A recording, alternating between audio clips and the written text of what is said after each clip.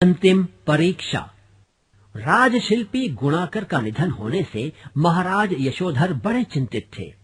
उनकी पुत्री अक्षया भी पिता के दुख से उदास सी रहती थी, लेकिन वह थी बड़ी बुद्धिमान और गुणवती। उसे कला की बारीकियों की परख थी। अक्षया के अनुरोध पर महाराज ने नए राजशिल्पी के चुनाव का दायित्व उसे ही सौंप दिया। राजशिल्पी की नियुक्ति के लिए नगर में ढिंढोरा पिटवा दिया गया। कई कुशल शिल्पी इस पद के लिए आए। कड़ी जांच परख के बाद 3 शिल्पियों का चुनाव किया गया। तीनों ही विलक्षण प्रतिभा के धनी थे, परंतु चुनाव तो उनमें से किसी एक का ही होना था। राजकुमारी ने तीनों को 1 माह का समय देकर उन्हें अपनी अपनी कलाकृति प्रस्तुत करने को कहा। 1 माह बाद तीनों शिल्पी अपनी अपनी कलाकृति लेकर महल में आए। पहले ने गुलदान में सजे फूलों की अनुकृति तैयार की। राजकुमारी उसे विस्मय से देखती ही रह गई। फूलों की एक एक पंखुड़ी ऐसी कोमल लग रही थी मानो हाथ लगते ही झड़ जाएगी।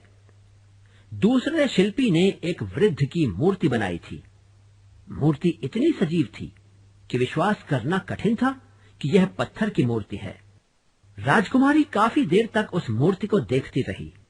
तीसरे शिल्पी ने तो स्वयं महाराज यशोधर को हूबहू पत्थर में उतार दिया था। यदि महाराज यशोधर राजकुमारी के साथ न होते तो वह उस मूर्ति को ही अपना पिता समझ बैठती। वह सोच विचार में पड़ गई। तीनों ही शिल्पी गुणों में समान हैं, अद्भुत प्रतिभा के धनी हैं, फिर इनमें से किसी एक का चुनाव कैसे किया जाए? बहुत सोच विचार के बाद राजकुमारी अक्षया ने तीनों शिल्पियों को बुलवाया। जब तीनों आ गए तो राजकुमारी बोली, आप तीनों के हाथों में हुनर है, हर गुण में आप समान हैं, फिर भी राजशिल्पी का पद तो एक ही है, इसलिए एक का ही चुनाव करना हमारी व्यवस्था है। अब एक अंतिम परीक्षा और शेष है। इसमें जो विजयी रहेगा उसे ही राजशिल्पी का पद दिया जाएगा। वह परीक्षा क्या है राजकुमारी जी? एक शिल्पी ने पूछा। स्वर्गीय राजशिल्पी गुणाकार ने हमारी एक सी दिखने वाली 2 मूर्तियां बनाई थी। हम स्वयं भी उन्हीं मूर्तियों जैसे वस्त्राभूषण पहनकर उन मूर्तियों के साथ खड़े होंगे। आपको 4 हाथ दूर रहकर यह बताना होगा कि उनमें से हम कहां हैं। इसके लिए आप तीनों को समान समय दिया जाएगा। यदि आपका उत्तर सही निकला तो आप विजयी होंगे, यदि गलत निकला तो दंड के भागी होंगे। यदि आपने स्वतः हार स्वीकार कर ली तब न आपको दंड मिलेगा और न ही राजशिल्पी का पद। तीनों शिल्पी एक दूसरे का मुंह देखने लगे। यह भला कैसी परीक्षा? पर राजकुमारी जा चुकी थी। कुछ देर बाद पहले एक शिल्पी को कक्ष में जाने को कहा गया। वह कक्ष में पहुंचा तो देखा सामने 3-3 राजकुमारियां एक ही मुद्रा में खड़ी हैं। एक से कपड़े, समान आभूषण, यहां तक कि कपड़ों पर पड़ने वाली सलवटें भी समान थीं। चेहरे की एक एक रेखा, भाव, आभूषणों की चमक सब एक सी थी। कहीं कोई अंतर नहीं था। पहले शिल्पी ने बड़ी बारीक नजर से देखा, परखा, परंतु असली राजकुमारी को नहीं पहचान पाया। अंत में अपनी हार स्वीकार कर वह कक्ष से बाहर आ गया। दूसरे शिल्पी का भी वही हाल हुआ जो पहले शिल्पी का हुआ था। निराश हो अपनी हार मान वह भी कक्ष से बाहर निकल गया। अब तीसरे शिल्पी की बारी थी।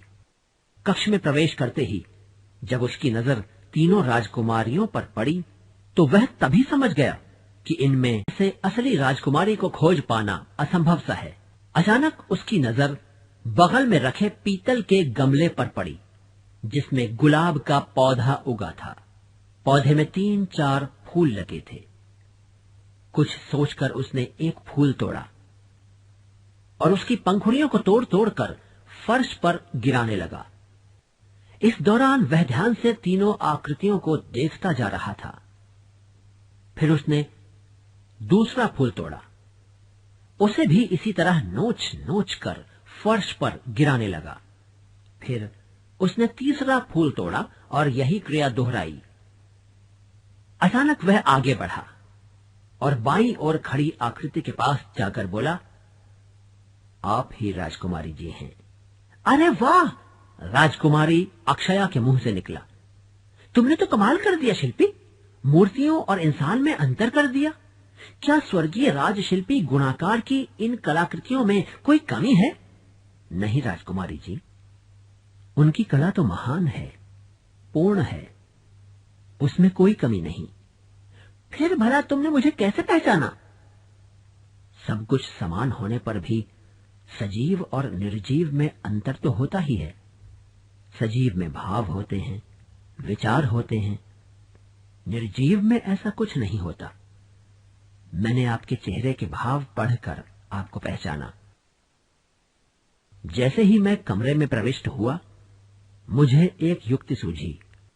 मैं गमले में उगे गुलाब के फूलों को तोड़कर फर्श पर गिराता रहा। मैं जानता था कि आप स्वयं एक कलाकार हैं। कलाकार का मन भावुक और संवेदनशील होता है। वह इस तरह फूलों को तोड़ते देखकर अवश्य दुखी और क्रोधित होगा, और ऐसा ही हुआ।